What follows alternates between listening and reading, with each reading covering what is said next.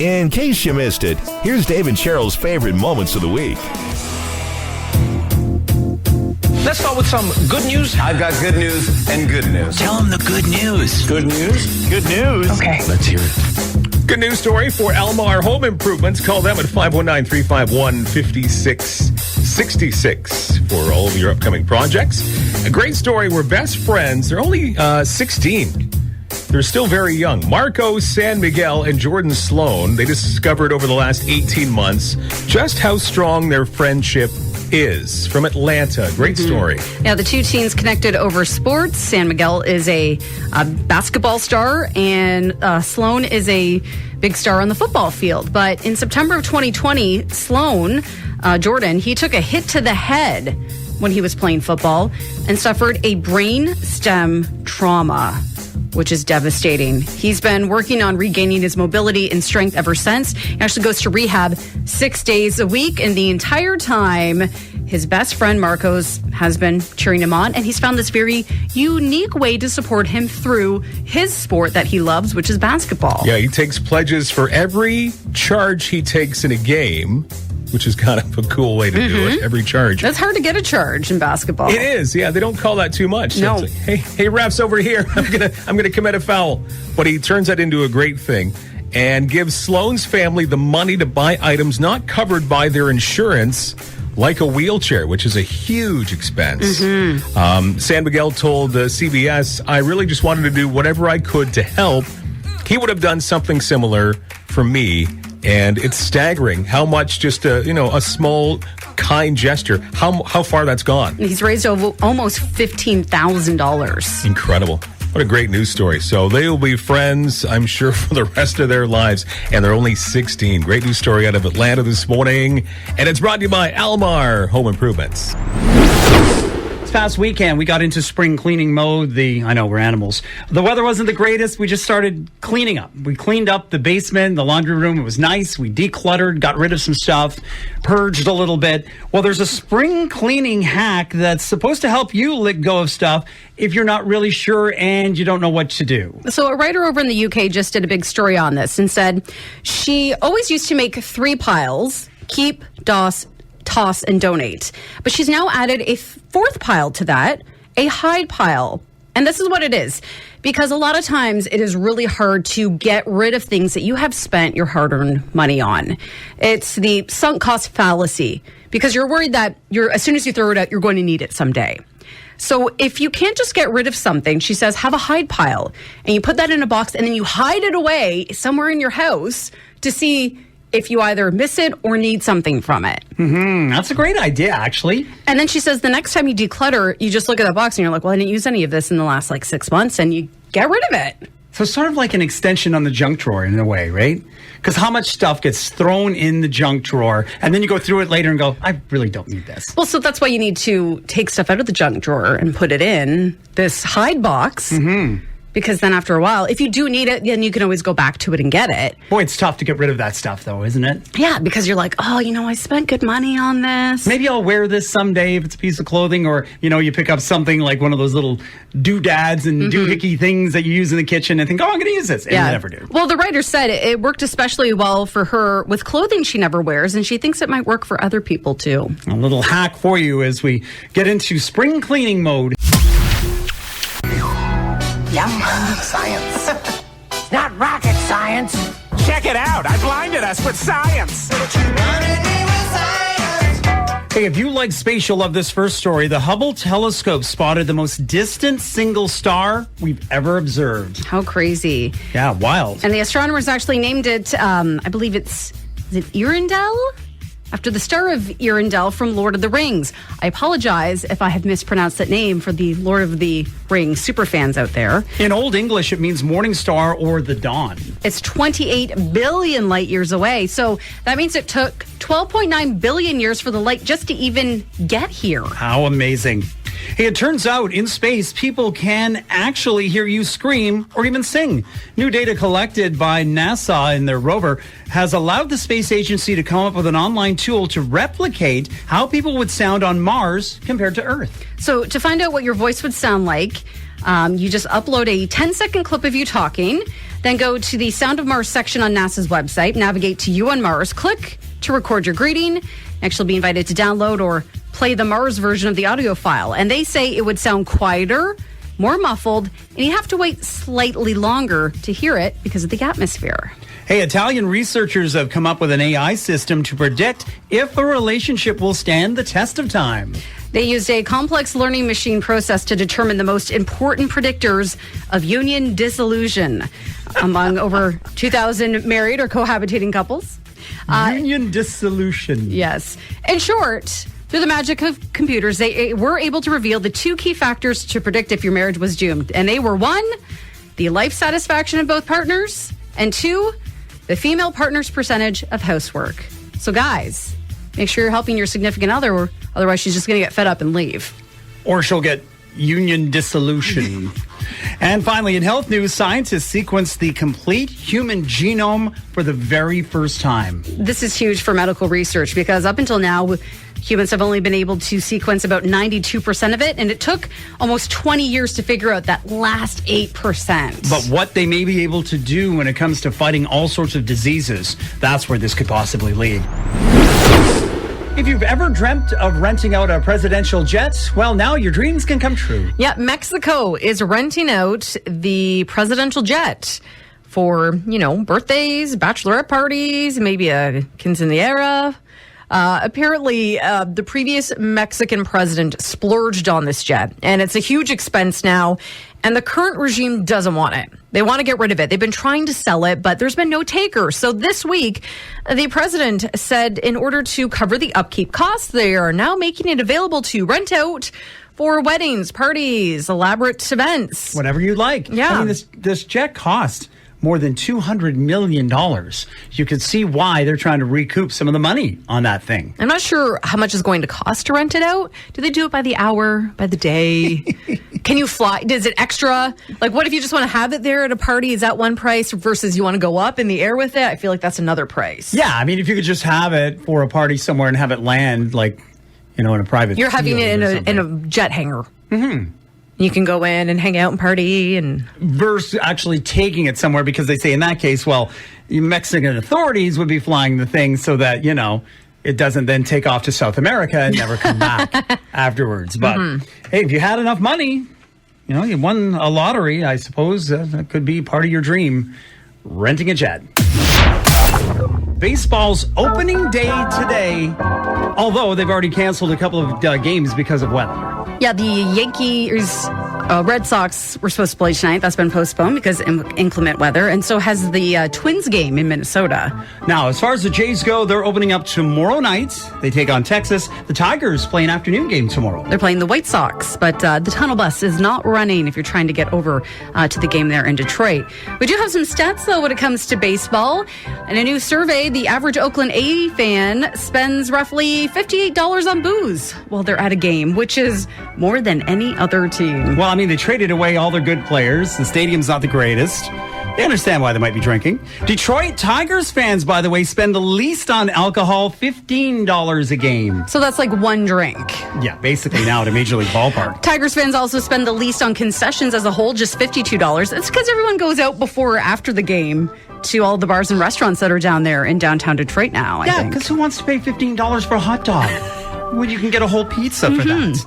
As for team merchandise and gear, Atlanta Braves are number one, which might kind of, make sense given their World Series run last year. Washington Nationals fans dropped the second most on gear. They won the World Series in 2019. Interestingly enough, fans of the Blue Jays spend the third least on gear. Although that could change this year. The Blue Jays are apparently one of the favorites to win the World Series. It's opening day today. What is something you did as a kid that, looking back at it now, you're like, well, that was pretty dangerous. I can't believe my parents let me do that. You can give us a call, too, at that same number, 519-351-6300, or send us a text message like Joanne did. She said there was a pine tree on our property that was like 100 feet tall, and I used to climb to the very top of it and read. My brother and I used to bike around 10 miles to Cherry Beach and go swimming. No adults handy if anyone was injured. Crazy, because at the time we were like 9 and 12. And we did the same growing up in Northern Ontario with biking.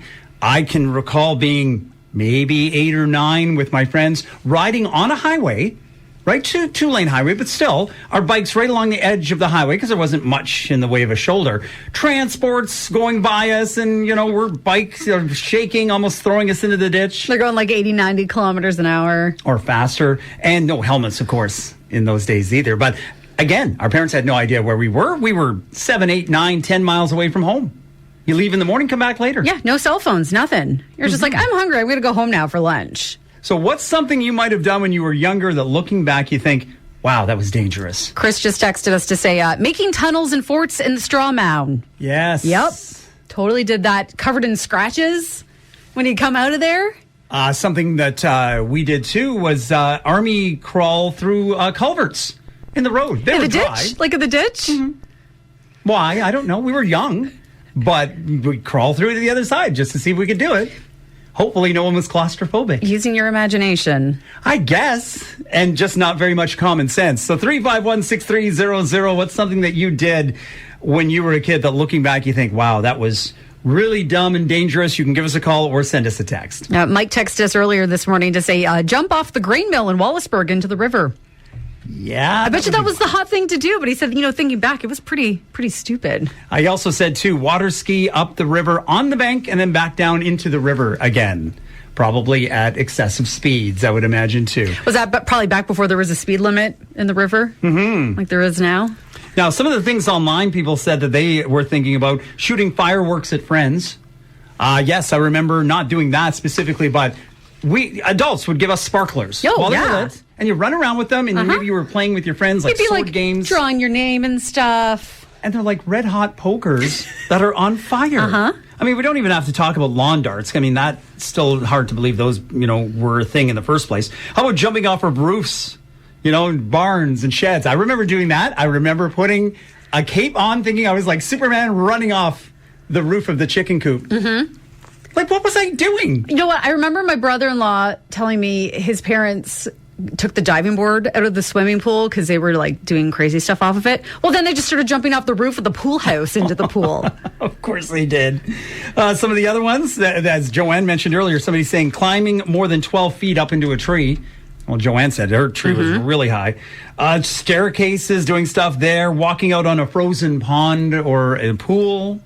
Another thing, too, that maybe we did. Jeff just texted us to say, making tunnels in the snow piles at the grocery store. Huge danger. Yeah, that's something else, too, right?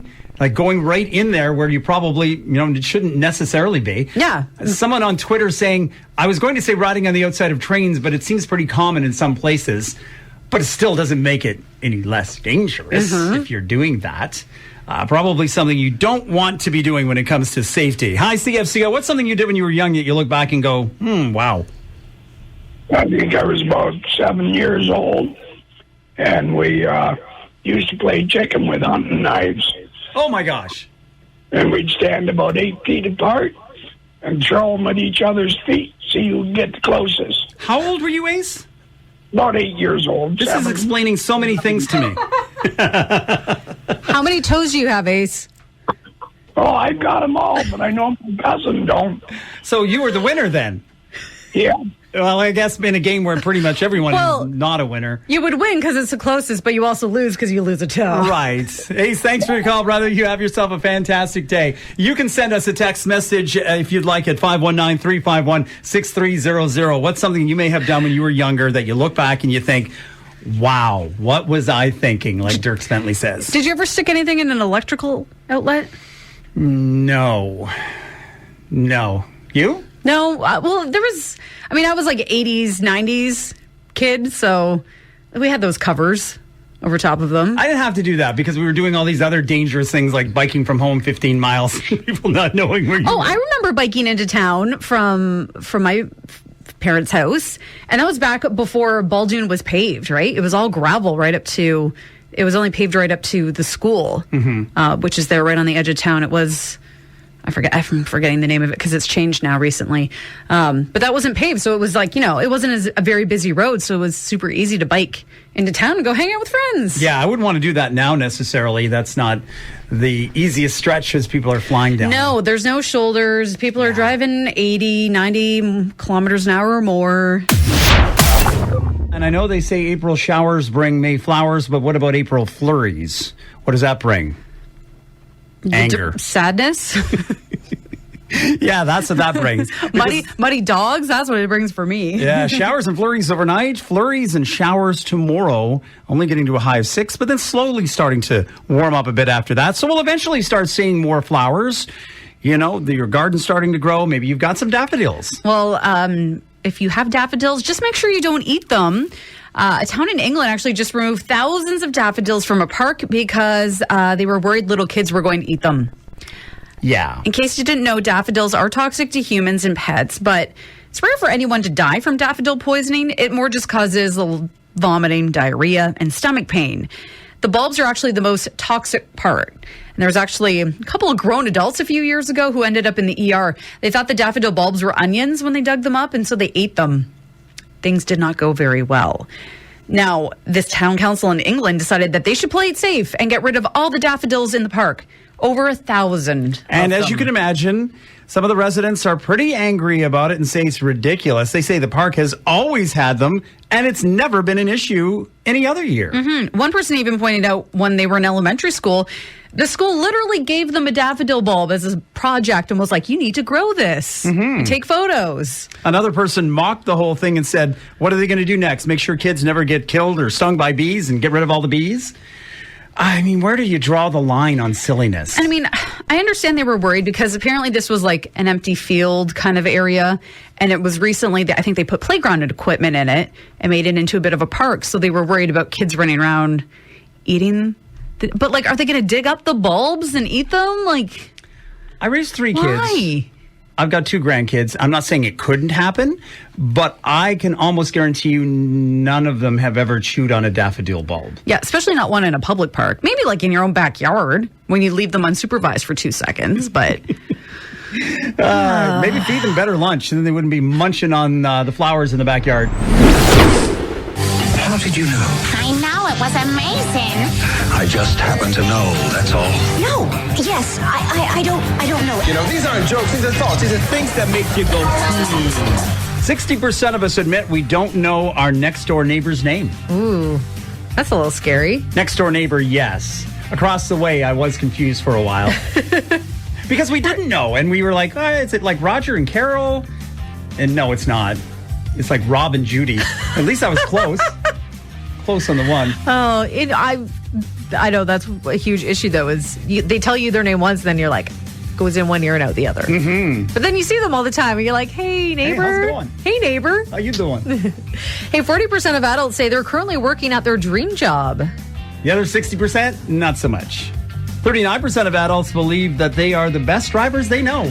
That's why we have a problem on the roads. Uh-huh. 33% of people say they've made a new friend in the past year. During the pandemic? On Zoom, maybe. Maybe like a new...